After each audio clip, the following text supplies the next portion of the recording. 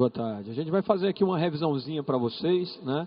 Vocês vão ter prova e também serve para o Enem. E o assunto que a gente vai trabalhar hoje, né, essa última aula da tarde, é desequilíbrios ambientais, né? As famosas poluições. Uma coisa que é muito importante saber é que não é só para a prova, não é só para isso, mas ecologia é um assunto que vai nos moldar. Então tudo se fala hoje de sustentabilidade. Quando a gente fala em sustentabilidade, impacta diretamente nessa história, no desequilíbrio ambiental. Entendam só, o ambiente já tem um equilíbrio. Normalmente o ser humano, por usá-lo, acaba provocando o seu desequilíbrio. Então o que a gente quer é desequilibrar menos. Porque é muito difícil o ser humano entrar no meio e não desequilibrar. É muito complexo, porque a massa humana é muito grande. Então o que a gente vai trabalhar em cima do processo de sustentabilidade e tal, é evitar os desequilíbrios ou mitigá-los, ou seja, diminuí-los, tá? E é um assunto que cai muito em prova, a ecologia. E a gente quando pergunta para os alunos, qual é a matéria mais fácil que você acha no Enem? Dentro da biologia, muitos de vocês respondem, ecologia é muito fácil, é muito legal. Só que é exatamente a ecologia que mais cai na prova. E é exatamente a ecologia onde as pessoas mais erram, tá? Por quê? Porque acham que sabem. Então acabam provocando uma falha didática, uma falha de trabalho, uma falha, por exemplo, na hora da resolução da questão. Temos que ter cuidado, existem conceitos que devem ser bem trabalhados. E a gente vai trabalhar alguns aqui. Tá bom? Então vamos lá, né? Vamos começar. Então, primeiro o conceito de poluição. Então, se você olhar aí, poluição é uma alteração indesejável nas características físicas, químicas ou biológicas da atmosfera, litosfera ou hidrosfera, provocadas pela intervenção humana que cause ou possa causar prejuízo à saúde, à sobrevivência ou às atividades de seres humanos e outras espécies que ainda terá materiais. Ou seja, é bem típico, a poluição é um aspecto humano, é um conceito que você vê muito colocado em livros. No entanto, embora este conceito seja o conceito mais clássico, temos que modificá-lo um pouco. Por exemplo, poluição nem sempre é provocado por um ser humano. Existem ambientes que são necessariamente já poluídos. Aí a gente tem que entrar a ideia de entender o que é que vai ser de fato a poluição para a gente na prova. Poluição é toda vez que você provoca naquela espécie uma irritabilidade. Rodrigo, eu não entendi. Eu sou um ser vivo e eu estou no local. Se esse local me provocar uma certa irritabilidade, eu estou no local poluído. Vocês entenderam? Então, às vezes, o local pode ser lindo, mas se ele provocar em mim uma certa irritabilidade, a gente vai ter ali um ambiente poluído. E nem sempre foi o ser humano, de fato, que fez essa poluição. Tá? A gente vai olhar aqui, por exemplo, primeiro as camadas, né? Deixa eu ver aqui só um... Pronto. Oi. Obrigado. Então, vamos ver aqui primeiro as camadas geográficas, as chamadas esferas geográficas, né? Todos nós já ouvimos falar isso na prova de geografia, quando estudamos geografia, né? Nós temos, por exemplo, a atmosfera, que é a camada da Terra onde existe o ar, né? A litosfera, que é a camada onde você tem o solo, você tem a crosta terrestre. E a hidrosfera, aquela que tem água. E você, no meio delas, na intervenção aí, na interseção, você vai ter a chamada biosfera. De fato, nós somos seres da biosfera. Biosfera é uma camada virtual na qual os seres vivos se inserem. Rodrigo, não está certo falar que a biosfera é o todo, não? Lógico que não. É evidente que não. Por exemplo, em toda a litosfera você vai encontrar seres vivos? Não. Se você, por exemplo, ir para o centro da Terra faz parte da litosfera. Lá não há vida. Se você for para um local, por exemplo, no meio da calota polar, a 40 metros de profundidade, ali vai ter vida? Provavelmente não. Isso aí já na hidrosfera. Você, por exemplo, ir para 30 quilômetros de altura, vai encontrar ser vivo lá? Provavelmente não. Então a biosfera, ela não contém tudo, mas tudo que aí está dá suporte à biosfera. A biosfera é a camada na qual nós vivemos. Então nós vamos viver em contato com a litosfera, com a atmosfera, com a hidrosfera e assim por diante. Só uma perguntinha aqui, de repente, para você pensar. Nós vivemos na biosfera, tudo bem, está claro isso, né? Mas em qual dessas esferas geográficas, em qual dessas camadas nós vivemos mais? Porque quando a gente está falando de poluição, a gente pode ter poluição da hidrosfera, a gente pode ter uma poluição da litosfera, a gente pode ter uma poluição da atmosfera, a gente pode ter uma poluição de cada uma delas. A pergunta é, qual das poluições nos afetam mais rápido? De forma imediata, nos afeta de forma direta. Por exemplo, nós vivemos onde nessas camadas geográficas? Nós somos seres da litosfera, nós somos seres da hidrosfera ou nós somos seres da atmosfera? Qual camada você acha que nós vivemos? Muitos de vocês acham que nós vivemos na litosfera, mas não é verdade. Rodrigo, é assim, a gente olha aqui, você está em cima do palco, o palco está no chão, nós andamos na litosfera perfeitamente. Mas pare para pensar um pouco, olhe o meu corpo. A única parte do meu corpo que está em contato com a litosfera é o solado do meu pé. Todo o resto do meu corpo está em contato com o quê? Com a atmosfera. Então qualquer poluição litosférica vai me afetar, é fato. Mas a poluição atmosférica me afeta imediatamente. É imediato. Uma poluição na camada atmosférica, rapidamente eu percebo. Basta, por exemplo, algum incêndio acontecer, a fumaça rapidamente é percebida por mim. Agora, Rodrigo, e se o ambiente, o solo começar a ficar ácido? Você não vai perceber, não? Vou, mas demora um pouco mais. Porque eu não vivo na litosfera, eu ando sobre ela. Mas a minha camada geográfica é a atmosfera. Vocês entenderam isso? Muito bem. Então, vamos ver quais são os tipos de poluição que a gente tem. Porque é muito comum o aluno pensar assim, poluição é poluição, é uma coisa só, é lixo no meio da rua. Não, não. Existem vários tipos de poluição. E não esgota esses que eu vou passar para você. A primeira poluição que você vai ter é a poluição atmosférica. É aquela que nos afeta de forma imediata. Por exemplo, quando você tem a emissão de gases tóxicos pelas chaminés das indústrias, a eliminação, por exemplo, de gases tóxicos do automóvel, tá certo? Quando acontece uma queimada, uma fumaça, uma fuligem, é uma poluição, uma chuva ácida também. Então, a poluição atmosférica é aquela que ocorre na camada atmosférica, é uma poluição mais padrão, a poluição basal que a gente conhece, tá? No entanto, existe a poluição hidrosférica, aquela que acontece nos corpos d'água, né? Quando você vê jogado esgoto a um corpo d'água. Nós temos um rio maravilhoso chamado Rio Cocó. Só que esse Rio Cocó o pessoal até brinca, né? Rio Cocô. Por quê, Rodrigo? Porque muitos despejam esgoto doméstico e industrial no Rio Cocó. Tá? Então, ao longo do processo de urbanização, muitas pessoas acabavam colocando o esgoto da casa deles próximo ao rio, tá certo? Ao Rio Cocó. E isso acabou provocando a poluição que nós conhecemos. Hoje o Rio Cocó não tem balneabilidade. A gente não pode ir para o Rio Cocó para tomar um banho. Ninguém faz muito isso. Vamos pegar aqui, eu tenho um Rio Cocó, passa meio aqui, vamos tomar um banho nele. Ninguém faz isso. Por quê? Porque o índice de coliformes fecais é altíssimo. E por que tem coliformes fecais? Porque tem fezes. E por que tem fezes? Porque houve contaminação com esgoto. Ok? Outra poluição que a gente vai ter é a poluição do solo, da litosfera propriamente dita. A gente está falando, por exemplo, uma poluição de uma acidificação, uma alcalinidade, tá certo? Uma salinização. Eu não sei se vocês sabem, mas, por exemplo, na história do Brasil, houveram os mártires, né? Um dos mártires muito conhecido, Tiradentes, né?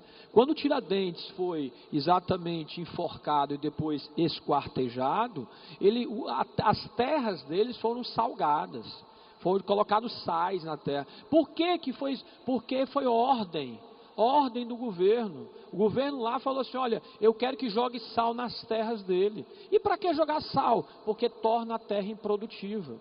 Você causa uma poluição tão grande, salina, o ambiente fica tão hipersalino que nada germina ali. Ou seja, quase que consegue um processo de desertificação, tá? Nós temos a poluição sonora.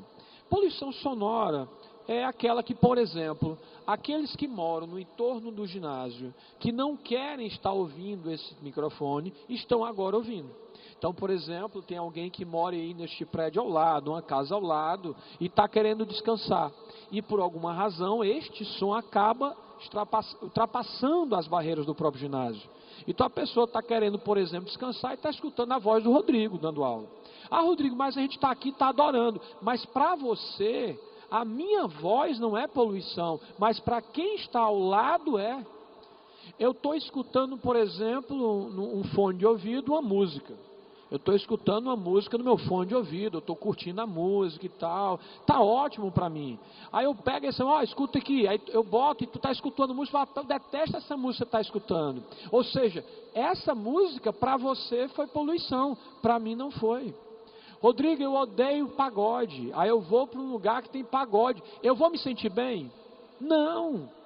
Então, se eu não vou me sentir bem, aquele ambiente, embora o som seja agradável para a maioria, para mim não é. Aquele ambiente, para mim, é poluído. Olha só como a poluição é relativa. Estão entendendo ou não? Num ambiente eu posso sentir poluição e você não. É a poluição sonora. Rodrigo, mas vem cá, eu adoro uma banda. Adoro a banda tal, e eu vou pro show da banda, e aí eu estou passando perto da caixa de som. Não sei se você já notou, quando você passa perto da caixa de som, fica o teu corpo, fica pum, pum, pum. Já sentiu o corpo todo vibrando? Aquilo ali é uma onda de choque muito grande, aquilo é uma poluição.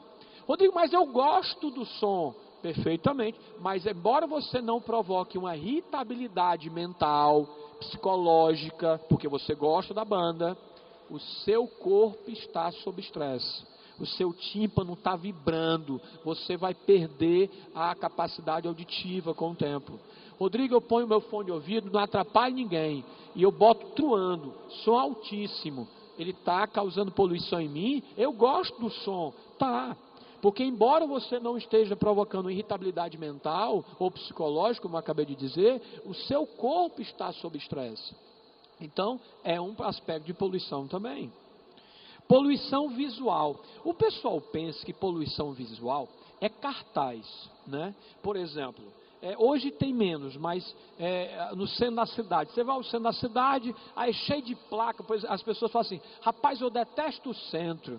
O centro é uma poluição visual horrível, é cheio de placas, cheio de informação das lojas. Isso é horrível para mim. Pode ser para ele. Para mim é maravilhoso. Como é que eu vou achar a loja se não tiver a indicação? Se não tiver indicação, como é que eu vou achar a loja? Não tem como achar a loja. Não tem. Eu vou acabar procurando, não achar de jeito nenhum. Aí eu vou ficar irritado porque eu não acho a loja. Então, tecnicamente, a poluição visual, ela é uma poluição relativa também. É uma poluição visual relativa, uma poluição sonora relativa. E tem lugares que você vai, que a princípio para você não tem poluição nenhuma, mas é extremamente poluído. Quer ver um lugar? A praia. Quando você vai à praia, uma praia, você pode ir a qualquer praia. Rodrigo, eu vou a uma praia que não tem ninguém, só tem areia, não tem barraca na praia, eu vou lá só para curtir, me bronzear e tal. Eu estou num ambiente poluído? Tá. Tanto tá, que quando você chega à praia, assim que você chega, você faz assim, ó. Você chega sem óculos escuros, você faz assim, ó. Porque é muita luz. Quando você estava vindo para cá, chegando aqui, meio-dia e tal, saindo para almoçar, quando você põe o pé lá fora, com o sol a pino aqui em cima de você, como é que você faz se você não tiver com óculos escuros? Você faz logo assim, ó. Eita, que tá sol demais. Isso é poluição, Rodrigo? Óbvio. Não gera irritabilidade em você, não? Gera. Aí eu acho muito interessante, nós aqui de Fortaleza, que moramos na zona do Equador, que é exatamente onde o Sol entra direto na crosta terrestre. Ele vem direto e você não usa um óculos escuro. Aliás, quando você vê um colega seu usando óculos escuros, você fala, olha o óculos escuro, vixe, meu amigo, é quase que obrigatório. Nós todos aqui temos que usar óculos escuros. Nós estamos no local do planeta que tem a incidência de ultravioleta direto. Ultravioleta queima a retina, ultravioleta faz mal, que provoca irritabilidade, perda visual. Você não usa óculos escuro, você encara o sol sem óculos escuro, parabéns. Quando começar a ter perda visual, não vai ter volta. A perda visual não tem volta. Como a perda auditiva não tem volta. Quando você começa a ficar surdo, começa a ficar ceguinho, não tem volta. Não dá, não, mas agora eu vou começar a usar óculos escuros, porque agora eu entendi. Não, não tem mais isso. É como a pessoa que fuma cigarro, fuma, bebe, tudo mais. Aí quando vem está com câncer. Não, mas agora eu vou parar de fumar. Mas você já está com problema. Não é assim que funciona. A poluição é isso. Óculos escuro é um acessório obrigatório. Temos que ter. Nós, principalmente Ceará, temos que ter óculos escuro. Poluição visual. Quando o cara, olha só outro. A pessoa, porque aqui não tem neve, mas a pessoa vai para a estação de esqui. Você já deve ter visto, nem que seja na televisão, a estação de esqui, né? As pessoas esquiando e tal. Elas esquiam sem óculos? Já viu alguém esquiando sem óculos? Não, elas põem óculos. E por que elas põem óculos? Porque a neve tem alto índice de poluição visual. Eu não consigo enxergar onde eu estou esquiando. Eu não consigo. Se eu estiver esquiando no V que tem uma buraca ali, eu vou cair. Eu tenho que usar o óculos para me proteger da poluição visual. Compreendem? Olha só, se eu falasse que uma estação de esqui tinha poluição visual, você não achava que ia ter. E tem. Então a gente tem que entender bem essa história. Poluição térmica. Olha, poluição térmica não precisa nem falar muito. A gente tem as chamadas ilhas de calor. Já ouviu falar? Já ouviu falar. Vocês, com certeza, como eu, andamos muito por aí. Andamos muito. Há um tempo atrás, estudante, não tinha um puto no bolso, tinha nem o dinheiro, andava muito. Não tinha grana nem para pagar o ônibus. Então eu andava Fortaleza toda. E eu tenho certeza que vocês andam também. Já notaram que você caminhando no mesmo horário em Fortaleza, tem locais que você passa que é mais quente do que outros? Já notaram? Tipo assim, Rodrigo, eu andando nessa esquina aí é quente pra caramba. Na terceira esquina é mais fresco, embora tenha sol. Já notaram isso? Por quê? Porque são os chamados hotspots, são os pontos quentes. As ilhas de calor, elas têm isso. As ilhas de calor, elas têm em todas as regiões urbanas. E principalmente aumenta com o cimento. Quanto mais cimento tiver, mais quente vai ser. Rodrigo, eu tenho lá em casa um quintal, é verde e tal, eu estou pensando em botar cimento, vai ficar mais quente. Rodrigo, tem na frente da minha casa, tem uma pista de calçamento, calçamento, está bem direitinho, mas eu queria que fosse asfalto ou uma pista cimentada, vai ficar mais quente. Não tenha dúvida, quando você tira o verde e coloca o concreto, o ambiente vai ficar mais quente. E aí, a volta é complicada. Tá? Eu prefiro mil vezes, parques urbanizados do que parques cimentalizados. Eu prefiro, tá certo? O problema é que muitas vezes nós não damos valor no que é dado a gente. Eu, na minha época, andava de skate, adoraria ter um half pipe nas pistas. Hoje, muitos parques têm, né? Só que só tem cimento nesses parques. Quase não tem vegetação, a cobertura vegetal, não é verdade? Nós temos a poluição térmica também de outras formas. Exemplo, Rodrigo, eu vou botar ar-condicionado lá em casa. E o ar-condicionado, geralmente os modernos, que eu espero que quando vocês forem comprar o seu ar-condicionado, não compre os antigos. Porque eles consomem mais energia e são mais poluidores. E gastam muito, não é bom. Os modernos, que você sacrificando consegue comprar, você vai ter que ter um compressor do lado de fora. E geralmente onde aquele compressor está, é quente. E muitas vezes você coloca do lado da varanda e não sabe porque que a varanda agora começou a ficar quente, por causa do compressor. Então a poluição térmica acontece muito também, tá? Nós temos a poluição luminosa, né, que a visual também, eu já acabei mexendo, porque a luminosa e visual é parecida, fazem parte com a questão ocular. E nós temos a radioativa. No Brasil, nós não temos muito problema com poluição radioativa, tá? Nós temos usinas nucleares no Brasil, sim, nós temos ali no Rio de Janeiro e tal, só que a poluição é bem contida, tá? A poluição radioativa, ela é um pouco complicada, porque a gente não sabe muito o que fazer quando o urânio começa a decair, ou seja, quando a gente começa a não servir mais para produzir energia, mas também ele é radioativo provocando mal. Existe uma poluição radiativa leve, curta, que é o que acontece nos hospitais. Quando digo hospital, no hospital. Por exemplo, aquelas pessoas que vão fazer raio-x, elas são aquelas que vão fazer, não é aquela que vai ser submetida a raio-x. Estou falando, o radiografista, o técnico que vai lá fazer, ele fica exposto a raio-x muitas vezes.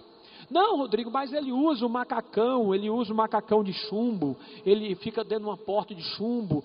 Gente, isso é bonito, é teórico. Muitas vezes, quando você vai bater raio-x, a pessoa que vai bater raio-x sua, ela não está usando o macacão.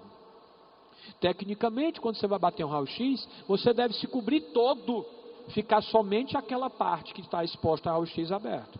Por exemplo, eu vou bater um raio-x aqui da face. Perfeitamente. Então eu devo colocar um macacão de chumbo.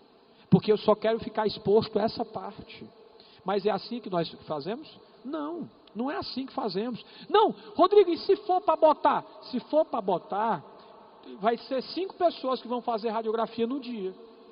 Então, às vezes, para agilizar o serviço, acaba tendo isso, esses pequenos descuidados. Por exemplo, quando eu vou colocar, não sei se notaram, mas recentemente, não faz muito tempo, as pessoas dos postos, aqueles que operam as bombas de gasolina, estavam usando o quê?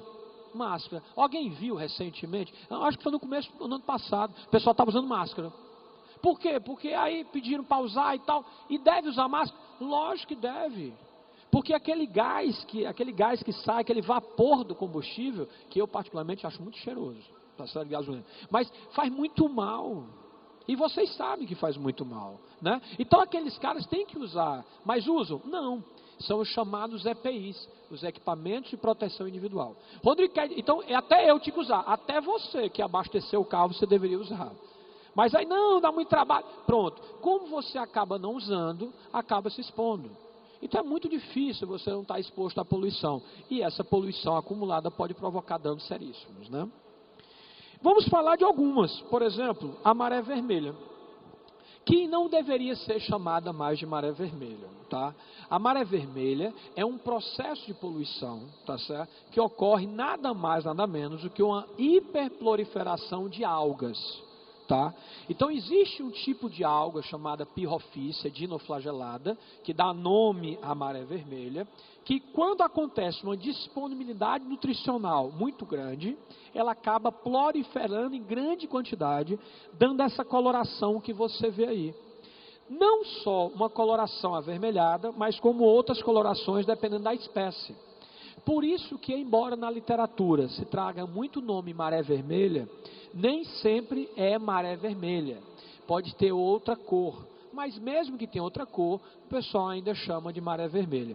Muitas vezes essas algas que aumentam a proliferação, elas têm uma propriedade muito interessante, a bioluminescência.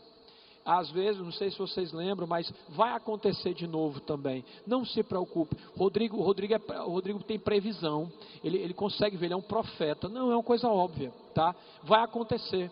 Mais cedo ou mais tarde vai acontecer. Você vai escutar a seguinte notícia, se não já escutou. Por exemplo, quando eu estava no começo, o meu colega aqui tem 20 anos, eu tenho 26 anos de casa.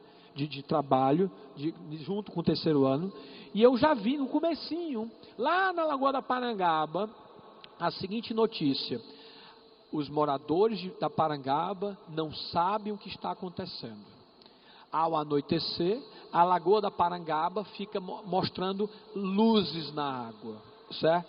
Esse movimento que estava acontecendo, quando eu vi a notícia, eu falei, rapaz, isso é fitoplâncton, isso são algas. Outro, lá no Rio de Janeiro, a notícia, ninguém sabe o que está acontecendo, a comunidade pesqueira não entende o que está acontecendo, nunca aconteceu antes, as águas brilhosas ao anoitecer. Ou seja, a água brilhosa é bioluminescência de alga. Ninguém está vendo alga, por quê? Porque são microscópicas, não são as algas que você vê na praia quando você vai tomar banho, tem aquelas algas, são algas microscópicas. Então, quando o povo não sabe o que é, atribui a tudo. Não é extraterrestre, não, isso é castigo. Mas, na verdade, verdadeira, são microalgas. E, Rodrigo, e por que aconteceu? Porque vai acontecer de novo também. toda vez que existe uma melhor disponibilidade alimentar, normalmente o ser vivo se aproveita. Por exemplo, eu adoro ser pai. Eu ia ser pai de 1000 meninos se eu pudesse. O negócio é poder, é dinheiro. Eu não tenho dinheiro para ter 1000 meninos, concorda? Eu não tenho. Mas se alguém chegar para mim e falar assim: Rodrigo, não se preocupa, tu vai ser pai, mas tu não precisa se preocupar com o dinheiro. Tu vai ser pai de quando tu quiser. Mas ó, a escola está garantida, a saúde está garantida, tá tudo pago, comida, roupa. Menino, eu tinha 1000 filhos. Deu para entender? Porque o problema é isso, o problema é o custo. Quando se põe no papel o valor de cada criança, você fala: pai, não vou ter filho não. Ainda bem que eles vêm, né? Porque se eles vierem, às vezes não é planejado, mas eles vêm. A questão é que quando tem disponibilidade de ambiente, tem disponibilidade ambiental, ou seja, o ambiente é favorável para você, você cresce. Se eu estou no local que tem um favorecimento profissional para mim, eu fico lá. Não só eu, como muita gente vai para aquele local. É uma coisa natural. E quando a gente fala de disponibilidade alimentar, é uma das coisas mais importantes para o ser vivo. Quando o ser vivo tem alimento, ele cresce. Então, Rodrigo, mas quem foi que deu alimento para a alga? Gente, pode ser o ser humano. A maré vermelha pode ser um evento antrópico, mas pode não ser. Existem águas de ressurgência. Os mares, vocês sabem que tem correntes, sabe ou não sabe? Correntes marítimas. Algumas correntes são chamadas correntes de ressurgência. Sabe que correntes são essas? São correntes que vão tirar nutrientes do fundo do mar e vão trazer para a superfície. Muitas vezes nessas correntes de ressurgência acaba aparecendo o evento da maré vermelha. Mas a poluição maré vermelha é autolimitada.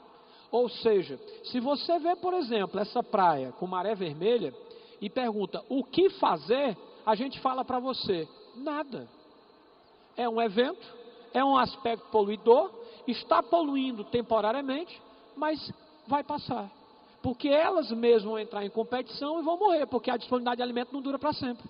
Compreende ou não? Então é uma poluição que a gente chama poluição autolimitada. Se você não fizer nada, ela também sai. Então é um evento de poluição, né? Digamos assim, perdão. Mas nós temos a maré negra. A maré negra, já entenderam o que é a maré negra, né? Eu lembro que quando eu era pivete, pequenininho, meus pais me levavam à Praia do Futuro. Eu lembro demais disso. Eu tinha meus 6 anos, 7 anos, 9. Eu era pequeno, estava lá brincando na praia, na areia, e eu botava o meu pé em cima de uma pedra de piche. Tinha umas pedras escuras na praia. Vi umas pedras escuras, umas borras escuras, que quando eu pisava, melava o meu pé. Tinha que comprar querosene para limpar o meu corpo, tá certo? Que pedrinhas são essas? Poluição de petróleo, refinaria, a usina de asfalto. Hoje você não vê mais isso, mas há de concordar comigo, que na década de 70, 80, ambiente, ninguém falava. Negócio de poluição o quê? Negócio de poluição não, rapaz. Vamos viver. Não se falava em meio ambiente. Sustentabilidade nos anos 80, isso não existe não. Isso é coisa agora, tá certo? Essa palavra não se falava. Só que agora a gente fala. E se não prestar atenção, a gente morre. A gente cava a nossa própria cova e se enterra. Não sei se a gente consegue se enterrar, certo? Mas a gente se mata sem não prestar atenção nisso. No entanto, essas pedras de piche, que eu vivi isso aí, na verdade, era uma maré negra. Não deste jeito aqui. Não desse jeito. Não assim. Não desse jeito. Mas quando acontece o derramamento de petróleo, você vai ter isso. E esse animalzinho aí vai morrer. Ah, Rodrigo, essa ave aí vai morrer? Vai não. A gente pega ela e começa a limpar ela. Meu amigo, isso é petróleo. Para você tirar isso aí com petróleo, você tem que usar um solvente que é tóxico. E quando você usa esse solvente tóxico, você causa intoxicação na própria ave. Não é porque você pegou essa ave ainda viva, não, que você consegue fazer ela sobreviver, não. Às vezes ela morre em consequência do próprio processo de limpeza. Ou seja, não é porque a maré negra vem. Só que a maré negra é diferente da maré vermelha. Porque se a maré negra está chegando à praia, então houve algum problema no mar. E se você não achar esse problema, vai continuar acontecendo até o ser humano resolver. A maré vermelha é autolimitada, a maré negra não. E a maré negra vai acontecer em todos os locais próximos, onde passam cargueiros, passam, por exemplo, navios tanques, passam navios ou indústria de petróleo, né? Indústria petrolífera. Quando acontece um acidente, a maré negra vai acontecer em algum lugar ou em vários locais ao mesmo tempo. Todo mundo entendeu? Ok? Metais pesados. Eu acho que vocês conhecem esse objeto ali, né? Aquele objeto é o mercúrio, aquele objeto ali é o termômetro que bota debaixo do sovaco. Hoje você tem termômetro digital, mas há muito tempo atrás era só aquele tipo de termômetro que existia. Hoje é mais difícil você comprar aquele termômetro. Ele é muito bom, aliás ele é um dos melhores termômetros que se tem, só que ele é muito perigoso. Porque dentro daquela líquido prata, aquele líquido prata que você está vendo ali, é mercúrio, que é altamente tóxico. Eu escapei muito, porque quando era moleque, tinha esse termômetro, botava lá, às vezes caía no chão e quebrava, e quando o mercúrio quebra, ele forma essas bolinhas que você está vendo aí. Alguém já viu essas bolinhas de mercúrio? Ele forma essas bolinhas. Ainda bem que a gente não consegue pegar ela. Porque eu, criança, ficava pegando elas assim, ó, pegando e tal, tentava pegar, não conseguia. Porque se eu conseguisse pegar uma, eu botava na boca. Mas isso aí ele não consegue pegar. É tanto que para limpar você tem que pegar um papel. Essas bolinhas são muito bonitinhas para a criança brincar. Toda criança quer ficar brincando. Só que, se isso aí entra em contato com mucosa ou com a tua boca, você vai se intoxicar. O mercúrio é um metal pesado. E outra coisa, obturação, amálgama. Esse amálgama é o que se bota no dente. Se botava, hoje se faz diferente. Mas quem tem obturação aí, que quando abre a boca, mostra essa coisinha aí, isso é mercúrio. Rodrigo, quer dizer que eu estou me intoxicando? Tá. E agora? E agora é isso mesmo. Você está com essa obturação aí, que é uma tecnologia arcaica, que no passado era o que se fazia, e você carrega isso aí com a herança. Rodrigo, eu posso pedir para trocar? Eu, se fosse você, pedia. Mas o dentista fez errado na época? Não. Ele fez o que era para ser feito. Porque colocar amálgama era a melhor opção para tratar a cárie. Compreende ou não? Era a melhor opção. Mas hoje não se faz mais. Tem novas tecnologias para isso. Mas existem muitos locais no mundo que se faz amálgama. E é um metal pesado. E esse metal pesado ele vai lhe intoxicar. Não é bom, não é legal. Isso provoca coisas tão leves e é tão sutil. Porque a quantidade que vai indo para o teu corpo é tão pouquinha que você não fica doente de forma aguda. Você fica doente de forma crônica e lenta, bem lenta. Você começa a ter uma coisa longe, não sabe nem o que é. Dificilmente vai ser vinculado a isso aí. Isso aqui não é do meu tempo. Isso aqui é do tempo do meu avô. Isso aqui é soldadinho de chumbo, certo? Eu nunca brinquei com soldadinho de chumbo. Os meus soldadinhos eram de plástico. Mas na época, antes do plástico existir, era chumbo. O chumbo é muito facilmente moldável. Muito facilmente moldável. O chumbo, tinha uma espingardinha de chumbo que eu tinha uma espingardinha de chumbo há muito tempo atrás, e eu gostava de pegar a balinha de chumbo e ficar na boca, mastigando a balinha assim, como se fosse chiclete. Rodrigo, tu se intoxicou com chumbo? Óbvio. Na hora que eu estava mordendo, eu estava me intoxicando. Tu não morreu? Não, não. Porque eu não atirava todo dia. Mas provoca, lógico, eu com certeza. E não se preocupem que independente de você ter um espingartinho de chumbo ou nunca ter, se eu pedir para dosar chumbo em vocês, eu vou achar. Se eu pegar o teu sangue agora e analisar o teu sangue, procurar mercúrio e chumbo, pode ter certeza, tu vai ter. E como é que eu tenho? Eu nunca peguei naquele termômetro. A minha geração é nova. A minha geração só usou termômetro digital. Eu nunca usei outro termômetro. Eu nunca brinquei com soldadinho de chumbo. Nunca cheguei nem perto de uma borracharia, porque tem chumbo naquele negócio para fazer o balanceamento do carro. Nunca. Como é que eu tenho chumbo? As outras pessoas têm chumbo. E como é que as pessoas levaram chumbo para mim? Beijo na boca dá chumbo? Não. Mas as pessoas se alimentam, não se alimentam? E é você que faz sua comida? Fala aqui, não, quem faz minha comida sou eu. Todas as comidas que eu como sou eu. Levanta o braço aí, eu faço minha comida. Eu planto meu tomate, Eu que pego a vaquinha, da vaquinha eu faço meu leite, sou eu que faço o leite. Diz, todos vocês dependem de outras pessoas. Basta que uma pessoa, por exemplo, num restaurante, por exemplo, não lave a mão direito e faça o sanduíche que eu acabei de pedir. Você vai comer o sanduíche cheio de coliformes fecais e ainda vai achar delicioso. Entendeu? E ainda vai pensar em pedir outro. Não é verdade? Você não sabe. O que os olhos não veem, o coração não sente. É a mais pura verdade. Então, quando você dá poder a outra pessoa para preparar comida para você, então, meu amigo, você tem que confiar. E muitas vezes, de onde vem essa comida, você não sabe. Rodrigo, eu já comi um peixe. E esse peixe foi pescado onde? Foi na beira-mar. Mas onde? Em qual local do mar? Foi um local poluído? Foi um local não poluído? Fez análise da carne desse peixe antes de você comer? Não. Rodrigo, se eu fizer isso, eu morro fazendo. Então é confiar. Tudo é confiança. É confiar, né? A gente não vive de outra forma. Nós temos essa pilha aqui. A pilha, muitas vezes, ela é recoberta por chumbo. E muitas vezes ela estoura. Criança pega, acaba coçando o olho. Ou seja, a contaminação com chumbo e mercúrio, com metais pesados, é uma contaminação muito grave. Ela gera doenças, o plumbismo do chumbo, ou saturnismo. Não sei se você sabe da lenda de Saturno. Saturno era Cronos, que devorava os seus filhos. Então, saturnismo vem de que? Quando você pega saturnismo, que é contaminação por mercúrio, ou por chumbo, perdão, você acaba se deteriorando, você começa a ser corroído por dentro. Por isso que foi dado o nome de saturnismo, ou plumbismo, tá certo? Então, daí vem o nome da doença, contaminação de metais pesados, e é no teu dia a dia. Nós temos o DDT.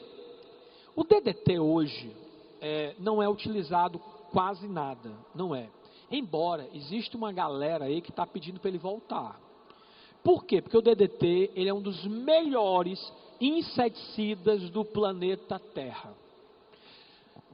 Ele foi descoberto há muito tempo atrás. Na década de 50, 60 ele foi descoberto. E foi descoberto como um milagre da indústria química. Porque foi o melhor inseticida que a gente conhece. E naquela época eles entendiam, esse inseticida não faz mal a ser humano. E aí tem aqui o primeiro episódio, isso é de um jornal americano, tem lá DDT, o novo matador de insetos, tá? Aqui você tem uma piscina pública, aqui a gente não tem isso, aqui não tem piscina pública. Mas nos Estados Unidos tinha muita piscina pública, tipo um parque, um clube qualquer, que tinha acesso à piscina. Já houve um tempo que teve, por exemplo, você tem alguns locais, alguns cucas originários, que você tinha piscina pública. Que a pessoa ia lá e tomava banho de piscina. Nos Estados Unidos tinha muita piscina pública. E olha esse adulto aí, o que é que ele está fazendo em cima das crianças? Ó, jogando esse vaporzinho. Já viram esses carros de fumacê da Funasa? Aquele barulhento passando pelos carros, ou passando pelas suas casas. O cheiro, você sente o cheiro ou não sente? Passando na sua casa, passando aquela fumaça. Ah, mas aquilo ali não faz mal. É o que a gente sabe até hoje. O DDT também não fazia mal. Tanto não fazia, isso aqui é uma propaganda de uma revista feminina da década de 50. Ali eu vou ler para vocês, ó. As damas, as mulheres sabem o que é bom. Aí tem um frasco de DDT, ou seja, DDT, ó, insetos para matar, spray para matar inseto. E o que é que eu tenho aqui? Uma criança. Ou seja, o que é que está sendo dito? Pode comprar e pode jogar no quarto da criança, rapaz. Pode, não tem problema nenhum não. Se você botar na internet DDT, você vai ver inclusive crianças num berçário e um cara jogando DDT assim, ó, nas crianças assim, ó. Rodrigo, e as crianças não morriam não? Não sentiam absolutamente nada. Então, é por isso que achava-se, exatamente, só que lá na frente descobriu-se que o DDT provocava danos seríssimos ao fígado, gerava hepatotoxicidade, problemas neuronais e entre outras coisas. Não é porque eu jogo uma fumaça em cima de mim e agora eu não sinto nada que ela não me faça mal. Por exemplo, eu vou pintar lá em casa. Eu vou comprar uma tinta. Só que eu fui lá no depósito e o cara falou assim, olha, tem duas tintas aqui. Tem a com cheiro e tem a sem cheiro. Aí eu falei, qual é a mais barata? Lógico, barato, o preço é uma coisa muito importante. A mais barata é com cheiro. Eu só que tinha que confirmar mesmo. Então eu quero ela. Rodrigo, mas se ela fosse a mais cara, eu talvez compraria ela também. Eu só queria ter certeza. Mas por que a sem cheiro é mais cara? Porque ninguém quer sentir cheiro da tinta. Mas eu quero. Ah, Rodrigo, é porque tu gosta do cheiro de gasolina. Tu é um viciadozinho, é porque tu gosta de cheirar. Não, não é isso não.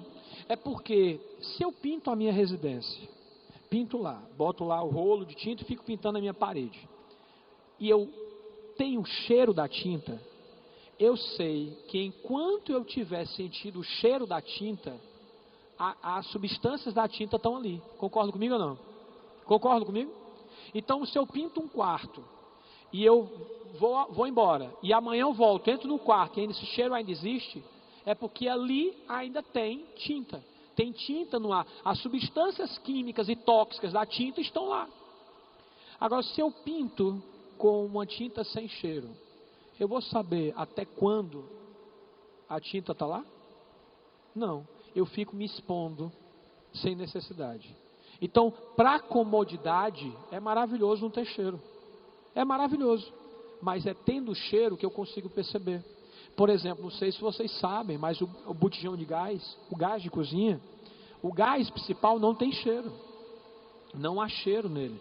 Se coloca o butano para ter cheiro. É por isso que quando tem um vazamento de gás, você sente cheiro. O gás butano são dois, é propano e butano. Porque se tivesse um só, ele ia ter vazamento de gás, você não sentir o cheiro e acender o fósforo e explodia tudo. Então o cheiro é importante sim.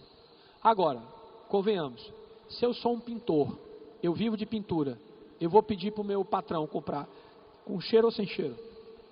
Sem cheiro, porque eu não quero sentir o cheiro. É diferente.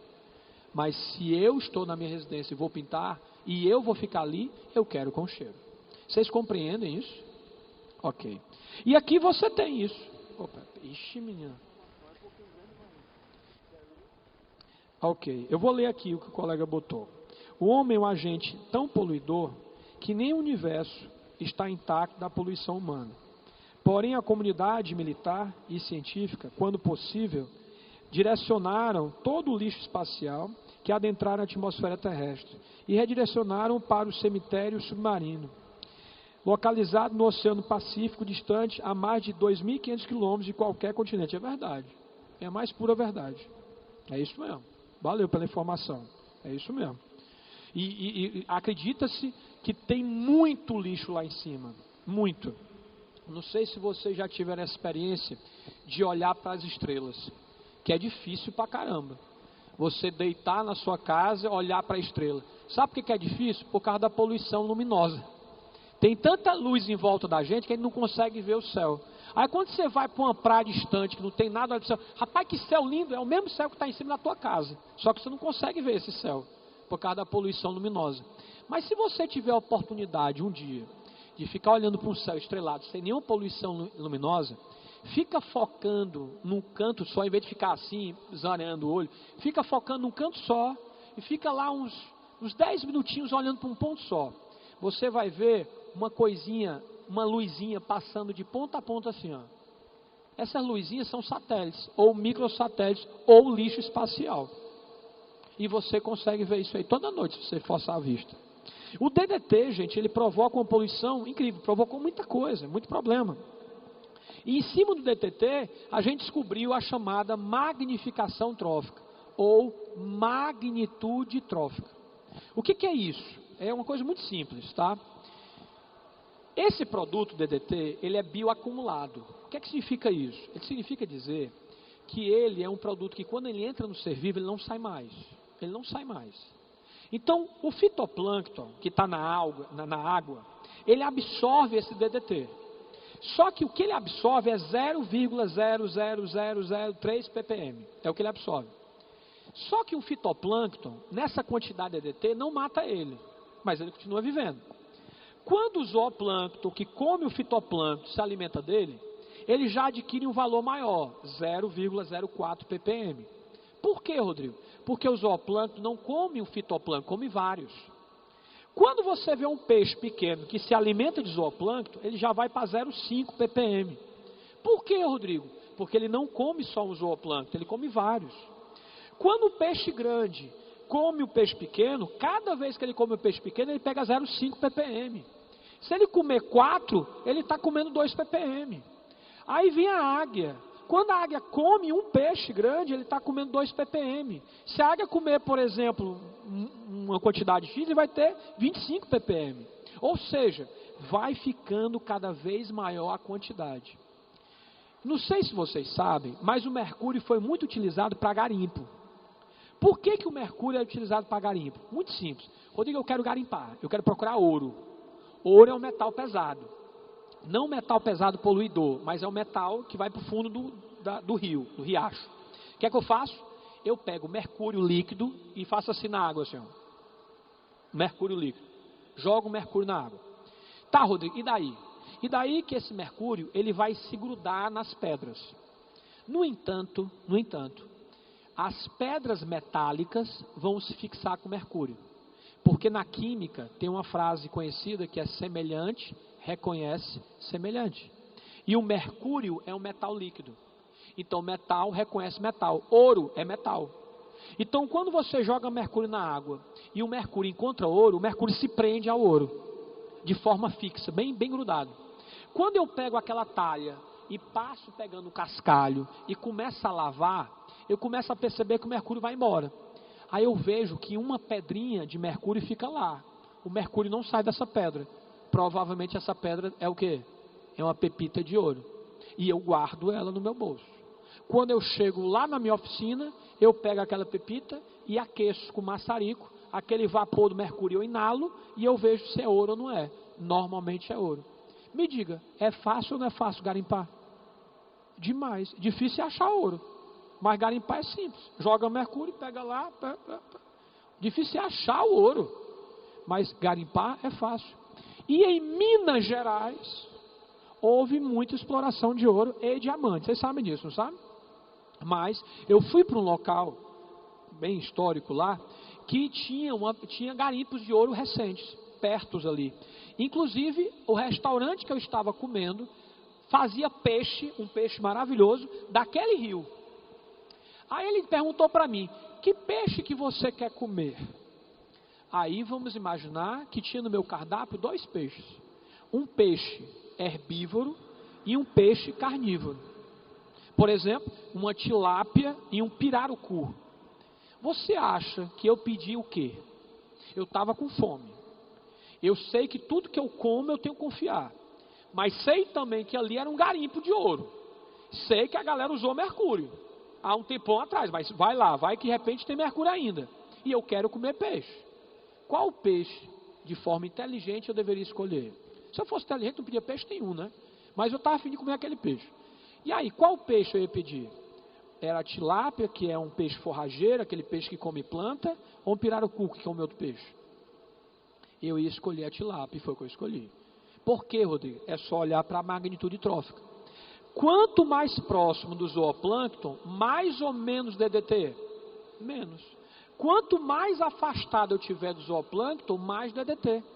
Então, se eu comesse um peixe que se alimenta de outro peixe, eu ia estar adquirindo muito mais metal pesado do que eu comer um peixe que não come, só come alga. Vocês entenderam ou não? Entenderam isso? Isso é uma maneira que eu tenho de minimizar um dano que possa vir a acontecer comigo. Tá certo? Que é a magnitude trófica, que é uma espécie de poluição também. Eutrofização. Isso aqui é a Marginal Pinheiros. Tá certo? Lá em São Paulo. Não sei se vocês já foram a São Paulo, no dia que foram a São Paulo, quando vocês descerem, se forem para o Guarulhos, vocês vão pegar um ônibus, vão pegar um carro, e para ir para a cidade de São Paulo, você vai passar pela Marginal Pinheiros e Tietê. E quando você passar por essas duas marginais, você vai ver mais ou menos isso aí. Você vai ver um corpo d'água cheio de esgoto. E muitas vezes você vai ver isso aí coberto de vegetação. Nós temos um rio muito conhecido, que também de vez em quando fica assim, que é o Rio Cocó. Se você passa pelo Rio Cocó, existem vários locais que tem pontes, que você passa sobre o Cocó. Tem ali perto do aeroporto, tem lá perto do Guatemi, tem outros lugares ali lá perto da Parangaba. Tem locais que você passa, que você está passando sobre o Cocó. E se você olhar para o rio, muitas vezes o Rio Cocó, você vê uma vegetação em cima dele, umas algas boiando. Já viram já? Esteticamente é lindo. Esteticamente, é bonito ver esse tapete verdezão aí. Só que esse tapete verde mostra o mais alto grau da poluição aquática, que é a eutrofização. Eutrofização, para não ser injusto, é um processo natural. Isso é importante. Isso que vocês estão vendo aí, gente, é um processo natural. Rodrigo, quer dizer que todo o corpo d'água vai sofrer eutrofização? Vai. Eu provo para você de maneira bem fácil. Compre um aquário, e coloque peixe dentro dele. E coloque o mínimo de comida, o mínimo, só para ele sobreviver mesmo. Me diga, você não vai precisar limpar esse aquário dentro, não? Vai ou não vai precisar limpar o aquário? Você vai limpar o aquário. Quanto mais comida você botar, mais rápido tu vai ter que limpar o aquário. Mas tu vai ter que limpar o aquário de qualquer forma. Porque o aquário vai começar a ficar esverdeado. O vidro vai começar a ficar verde. Ou seja, começa a criar essa crosta verde que na verdade são algas. Lembra o que eu falei para vocês da maré vermelha? A maré vermelha é uma eutrofização, não é? Por que aconteceu a eutrofização lá? Porque aumentou a disponibilidade de comida. Rodrigo, que comida? O pessoal está andando no meio da rua e fica jogando comida lá para os peixes? Não, filho, esgoto. E esgoto é comida para peixe? Não, esgoto é comida para planta. Esgoto é comida para planta. Porque o esgoto humano tem nitrogênio, tem fósforo, tem magnésio, tem um monte de coisa no esgoto que as plantas adoram, as algas adoram. Quando você joga esgoto no ambiente aquático, as algas começam a crescer. E elas crescem tanto, que elas começam a tampar a superfície da água, a lâmina da água. E aí a fotossíntese não acontece mais dentro da água. E aí os peixes começam a morrer, começam as bactérias que decompõem os peixes a aumentar a decomposição deles, consumindo mais oxigênio. E aí com o tempo, esse lago, esse rio morre. Experimenta o aquário do peixe, que eu vou pedir para você comprar, não limpar o aquário. Você vai ver que o peixe vai sobreviver, depois vai acordar, tu vai acordar e ele vai estar morto no aquário. Ele vai estar água toda verde e ele está morto. Mas por que morreu? Não tem mais oxigênio para ele. Por quê? Porque formou uma crosta tão grande que a luz não consegue mais passar. E se a fotossíntese não acontecer dentro da água, os peixes não têm oxigenação. E aqui é o que você vai ver, um ambiente normal e um ambiente eutrofizado. Você vai ver que o ambiente normal você tem uma quantidade de peixe maior, porque tem uma disponibilidade de oxigênio maior, tem uma melhor penetração luminosa, tem algas no fundo, você consegue ver uma vegetação no fundo do lago. Quando o ambiente eutrofiza, olha como é que fica. Praticamente não tem vegetação no fundo, fica esverdeado, não há penetração de luz. Ou seja, nós temos vários problemas e com o final vai ficar igual esse rio. E se você colocar uma vara aqui, você não pesca nada, porque isso aí é uma poça d'água morta. Tá? Eutrofização, a gente exigiria uma aula inteira para falar, uma tarde inteira, porque tem várias etapas. Mas lembrem, eutrofização é um processo natural, mas quando o ser humano está junto, ele acelera o processo, poluindo ele. Tá? Os aterros sanitários, não tem muito o que fazer. Você produz lixo, esse lixo tem que ir para algum lugar. E onde é que vai esse lixo? Os aterros sanitários. Rodrigo, eu não posso incinerar não. Se você incinerar, você também vai gerar poluição. O aterro sanitário, literalmente, é um buraco que você cava, bota o lixo e depois tampa. Rodrigo, isso é ideal? Não, mas é o jeito. Rodrigo, mas é legal fazer isso? É. O aterro sanitário é uma opção legal. Porque se você fizer um bom aterro sanitário, esse aterro sanitário, depois que ele é findado, terminado, ele pode ser um produtor de biogás. E esse gás ser canalizado e levar para a sua casa. E lá na sua casa, ao invés de você comprar botijão de gás, você vai lá e usa o gás do lixo que você produziu. Isso é fantástico. Só que existe uma política de governo para fazer isso. Não é só você querer fazer, tem que ter toda uma política. E para isso tem que acabar primeiro a corrupção, limpar a casa. Né, para isso. Até o sanitário é uma poluição. Né? Poluição atmosférica, como eu já falei para vocês, né? Carros, indústrias, né? Não tem muito como a gente escapar. Rodrigo, como é que eu posso minimizar isso aí? Você anda num carro que cabe 5 pessoas dentro, porque você não dá carona. Por que não dá carona? Às vezes a pessoa, quando você vai no meio da rua e vê as pessoas no meio da rua, as pessoas têm uma pessoa no carro. O carro cabe em 5, mas tem uma pessoa no carro. Rodrigo, mas hoje em dia é tudo perigoso. Eu sei, esse é o problema. O problema é que o próprio ser humano desarranja o processo como um todo. Tá? Deixa eu ver aqui. Em alguns aquários, usa-se peixes que servem para limpar aquários. São os peixes, com certeza. Tem uns peixes, é porque eu esqueço o nome dos peixes, tudinho, eu sabia o nome de um monte de peixe. Tem uns peixezinhos, que são uns peixes que ficam presos na superfície. Já viu os peixes que tem o ventre bem achatadinho? Que eles ficam presos no vidro? Esses peixes, quando você utiliza um aquário, que você não quer limpar ele todas as vezes, você usa esse peixe. Esse peixe, por exemplo, ele junto com o outro acaba provocando um ecossistema mais controlado. Mas mesmo usando o peixe que limpa a parede, o vidro, você vai precisar limpar esse aquário mais cedo ou mais tarde. Entende? Porque o ambiente de eutrofização é natural, vai acontecer de qualquer forma. Mas é verdade, existem realmente esses peixes que limpam. E aí você pode criar um microecossistema muito interessante. Tá? A chuva ácida, por exemplo, a poluição ácida. Você tem as indústrias que liberam grandes poluentes. Esses poluentes sobem às nuvens e lá acabam caindo na forma de precipitação. Obviamente, aqui não neva, né? Aqui não neva, então, mas existe a neve ácida, existe a chuva ácida, precipitação de partículas secas, fuligem, entre outras diversas precipitações que ocorrem na atmosfera devido à poluição atmosférica. A camada de ozônio. Gente, a camada de ozônio não é uma poluição, ainda bem que ela existe, né? A camada de ozônio é uma camada que nos protege contra o ultravioleta. Rodrigo, me explica melhor essa camada. A camada de ozônio ela é ultra mega fina, ela é muito fininha, tá? E essa camada fina, ela filtra, evitando que o ultravioleta entre em grande quantidade na Terra. Rodrigo, e se eu tirasse essa camada? Tipo assim, eu vou tirar, vou limpar. Na hora que você saísse ali fora, ao meio-dia, você queimava vivo. Você queimava-se vivo. Entendeu qual é a função da camada de ozônio? É necessário que ela exista. É importante que ela exista. Na década de 80, 90, foi criado gases CFCs. Os CFCs. Os CFCs foi descoberto quimicamente que eles, quando chegavam na alta atmosfera, destruía o O3, que é o ozônio, formando O2. E aí começou-se a formar um buraco na camada de ozônio. É bem verdade que o buraco na camada de ozônio sempre existiu. Sempre.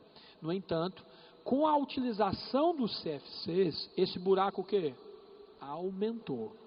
Aí houve-se uma campanha muito grande para se tirar esse gás dos parques de refrigeração, tirar esse gás de maneira geral, tirar esse gás. Muita gente foi contra, falou que esse negócio de ecochato, isso é uma mentira, é uma falácia, o CFC não causava isso. No entanto, quando se parou de utilizar o CFC, o buraco da camada de ozônio o quê? Diminuiu. Se é verdade ou não, a questão é que quando o CFC apareceu, o buraco aumentou. Quando começou a se privar a utilização dos CFCs, o buraco diminuiu. Compreendem? Então, se é verdade ou não, não saberemos. Mas na sua prova, tragam essa ideia do CFC ser um gás que atrapalha a camada de ozônio, e nós temos que utilizar gases hoje industriais que evitem danificar o ozônio de alguma forma, porque nós precisamos dele. O efeito estufa, também por sua vez, não é um problema de poluição. A poluição não é o efeito estufa, mas o aquecimento global. Rodrigo, o efeito estufa o que é? A camada que você tem na atmosfera, ela retém calor. Se nós não tivéssemos o efeito estufa, agora, finalzinho da tarde, a gente já teria que usar um casaco. Porque ia ficar ultra mega power frio. Ia ficar muito frio. O sol ia embora, ia ficar frio. Tá certo? O sol vinha ficar muito quente. Então é graças à camada de ozônio que você tem uma estabilidade ambiental. Você tem essa estabilização. Você tem essa temperatura agradável, onde o planeta vive. Se nós não tivéssemos uma camada de ozônio, toda vez que ficava à noite, nevava, gelava. Quando vinha o sol, ficava derretia. Ou seja, era impossível. A amplitude térmica era quase impossível para nós sobrevivermos. Imagine outros seres vivos. Então nós precisamos da camada de ozônio. É necessário. A camada de ozônio não, do efeito estufa. No entanto, com a quantidade de gases que você coloca na atmosfera, por exemplo, CO2, né, entre outros elementos tóxicos que é colocado na atmosfera, a camada atmosférica fica retendo esse calor. Qual é a função de uma estufa? A função de uma estufa é manter a temperatura que você põe nela. Rodrigo, eu tenho uma estufa lá em casa. O que significa isso? Eu ponho a temperatura e o que eu botar lá, ela vai manter. Então o efeito estufa é legal. O problema é que a quantidade de gases que você tem, porque aumentam este efeito, retém mais calor, elevando a temperatura da Terra. que é o chamado aquecimento global. Vocês entendem? Então, quanto menos você poluir a atmosfera, que é a nossa camada, melhor a qualidade de vida, porque a temperatura tende a diminuir. Só que, gente, a população no mundo está aumentando ou diminuindo? Está aumentando. Se está aumentando, aumenta a pressão da gente na atmosfera. Aumenta a quantidade de carro, meio de transporte, aumenta as indústrias para produzir roupa para você. Então, isso acaba piorando a situação. Tá? Deixa eu ver aqui. Porque acontece muitas queimadas no Brasil. Ok, as queimadas no Brasil, a gente sabe que a queimada no Brasil hoje é notícia de jornal, né, internacional, França e tal, o mundo todo em cima disso na Amazônia. Gente, preste atenção. Vou ser bem sério, mas é a minha humilde opinião, mas bem sincero, baseado na minha área e na minha experiência. No Brasil, 70% das queimadas são criminais. 70%. Rodrigo, mas no Cerrado? O Cerrado tem ambiente que é seco, é muito seco e tem queimadas naturais. Tem queimadas naturais. O Brasil tem queimada natural quando o ambiente é seco e quente. Só que na Amazônia, o ambiente é o quê? Quente e úmido. Umidade e calor não dão certo, não?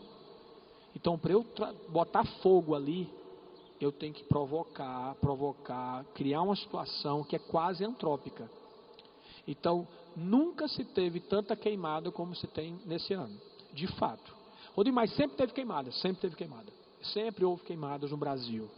Mas o Brasil, lembre que é um país de exploração de madeira e agrícola. E existe interesse nessa história. Agora, se uma queimada agora, que a gente está acompanhando agora, lá no satélite, é criminal ou não, não temos como saber. Nós só chegamos na hora. E aí que é difícil. Mas a queimada no Brasil acontece principalmente no Cerrado, que é um clima quente e seco em determinadas épocas do ano, que aí realmente pela temperatura elevada e a folhagem seca acaba realmente acontecendo um foco de incêndio, e esse incêndio ele pode ser devastador. Mas muitos dos incêndios no Brasil realmente são criminais, tá? Isso é bem verdade. Existe possibilidade de restaurar o prejuízo causado pelo CFC na camada de ozônio? Tem, não usar o CFC. Se nós não usarmos o CFC, a gente diminui isso aí. Tanto é que muitos desodorantes têm assim, CFC free, livre de CFC, não apresentando CFCs. Hoje em dia, gente, é muito difícil você ter um produto com CFC. Eu desconheço. Pode ser que os carros, automóveis, o ar-condicionado do automóvel tenha. Então, quando o automóvel bate o carro, o gás escapa, pode ser que contamine. Mas eu não tenho certeza. Aí quem vai me explicar melhor isso aí seria um mecânico que trabalha com isso aí. Tem como fazer a adição de ozônio diretamente na camada? Nunca se pensou. Mas, na verdade, a camada de ozônio é feita pela própria ultravioleta. O oxigênio produzido pela fotossíntese chega lá em cima e o próprio ultravioleta transforma o O2 em O3. Então, a camada de ozônio, ela se autorregula. Então, não há necessidade de você fabricar ozônio aqui e jogar lá. Isso não é muito interesse, não, tá? Nós temos exercício, vamos fazer um exercício um pouco rápido, que só para a gente dar uma pequena revisada e entender como funciona. Aí você tem, no gráfico está indicado a concentração de um metal pesado no corpo de vários habitantes de um lago, bem como a concentração do isótopo 15 do nitrogênio, cujos valores mais elevados estão associados a níveis crescentes na cadeia alimentar. Gente, nós já sabemos, não precisa nem ler qual é a resposta. Não precisa nem ler, eu não sei nem quem vai perguntar, mas isso aí é exatamente o que eu falei, chama-se magnitude trófica. Se fica aumentando ao longo da cadeia, então o nome é magnitude trófica, certo? Bem fácil. Um texto muito grande, né? Texto muito grande, mas eu não vou ler todo, mas olha só. Concentração mensal de dióxido de carbono. O que é que você está notando ali, ó? Em 1980, não é 60, 1960 você tinha entre 310 e 320 partes por milhão de CO2. Hoje você em 2000, hoje não, hoje é bem mais do que isso, que está em 2010. Em 2010 você passou de 390 partes por milhão, ou seja, uma quantidade muito alta. Gente, nunca se produziu tanto pela indústria desse período aqui para cá. Então o que acontece? Aumentou-se muito os gases do efeito estufa, provocando o aquecimento global.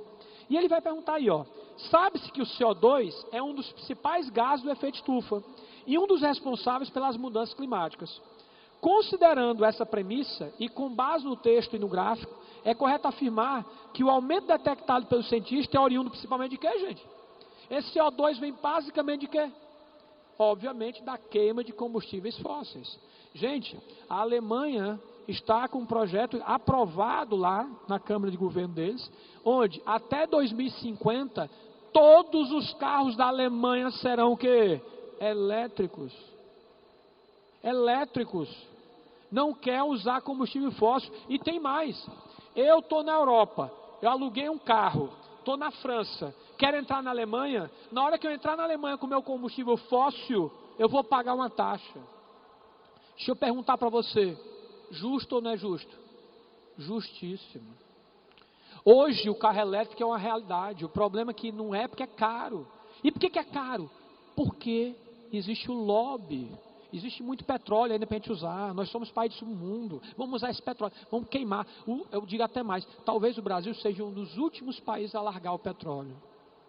Dos últimos. Que eu acho isso a maior burrice da face da terra. Nós temos tecnologia para carro elétrico. Faça carro elétrico. Agora, por que o carro elétrico não vem mais barato? Por uma questão de lobby. Ainda é de interesse que você use combustível fóssil. E pague caro. E pague caro. O teu salário tem um aumento. Teu salário tem um aumento pouco. Tem um aumento de 5%, 6%. Se você olhar o combustível, ele aumenta muito mais do que isso. Não só o combustível, um plano de saúde que você possa vir a ter, ou a cesta básica que você possa vir a ter, ou seja, o poder de compra do brasileiro vai ficando cada vez menor. Menor. E isso causa muito problema para a gente. E às vezes, isso gera poluição para a gente, por incrível que pareça. A outra, a remoção do petróleo derramado em ecossistemas marinhos é complexa e muitas vezes envolve a adição de demais substâncias ao ambiente. Para facilitar o processo de recuperação dessas áreas, pesquisadores têm estudado a bioquímica de bactérias encontradas em locais sujeitos dessas e esse tipo de impacto. Eles verificaram que algumas dessas espécies utilizam as moléculas de hidrocarbonetos como fonte de energia. Hidrocarbonetos, os petróleos são hidrocarbonetos, né? Atuando como biorremediadores, removendo o óleo do ambiente. O que acontece? Essas bactérias conseguem, através das suas enzimas, degradar o petróleo. Porque usam o petróleo como fonte de energia. Isso é uma característica dela. Saiu aqui para mim, mas vamos aqui. Para serem eficientes no processo de biorremediação citado, a espécie escolhida deve pedir... O que ela deve fazer? Elas têm que ter capaz de ter enzimas que catalisem as reações de quebra das moléculas. Rodrigo, e se eu jogar essas bactérias lá na derramamento de petróleo? Teve um derramamento de petróleo, joguei as bactérias lá. Eu joguei. Essas bactérias comeram petróleo. E aí, quando acabar o petróleo, o que é que elas fazem? Elas morrem. Por isso que a biorremediação é legal. Porque você bota uma bactéria, um ser vivo, que não polui, ele acaba com a poluição, e quando a poluição acabar, ele se mata, porque não tem mais comida. Isso é irado, isso é muito legal, entendeu? Chama-se biorremediação. Há aproximadamente 2 anos, a Lagoa Rodrigo de Freitas, na zona sul do Rio de Janeiro, amanheceu coberta com mais de 12 toneladas de peixes mortos. Nós já sabemos. O que é que esse peixe morreu por quê? Eutrofização. O lago começou a ficar sem oxigênio, ficou aquela cobertura verde, o lago ficou verde, não entrou fotossíntese, não tem oxigênio, os peixes morrem e boiam. E aí pode ser 12 toneladas, 20 toneladas, 30 toneladas, né? Então o que é que ele fala aí, ó? A relação entre a morte dos peixes e as fortes chuvas se deve ao fato. Quando aconteceu a chuva, o que acontece? Parte dessa sujeira cai na Lagoa Rodrigo de Freitas, levando nutrientes, e esses nutrientes acabam aumentando a quantidade de algas, provocando a morte dela. E a morte se dá por quê, ó? A quantidade de oxigênio dissolvido na água, que foi consumido durante a deposição da matéria levada pela enxurrada. Provoca a falta de oxigênio para os organismos aeróbicos. E eu acho que essa é a última. A indústria têxtil utiliza grande quantidade de corantes no processo de tingimento de tecido, isso é verdade. O escurecimento das águas dos rios, causando pelo despejo desses corantes, ao desencadear uma série de problemas no ecossistema aquático. Considerando esse escurecimento das águas, o impacto negativo inicial é o quê? Meu amigo, se eu escureço a água, não tem mais o quê? Fotossíntese. Então, inibição da fotossíntese. E, gente, foi um prazer, e vocês são heróis, merecem palmas, tá? Foi um prazer, boa prova para vocês, e estou muito honrado de estar aqui com vocês no final da tarde.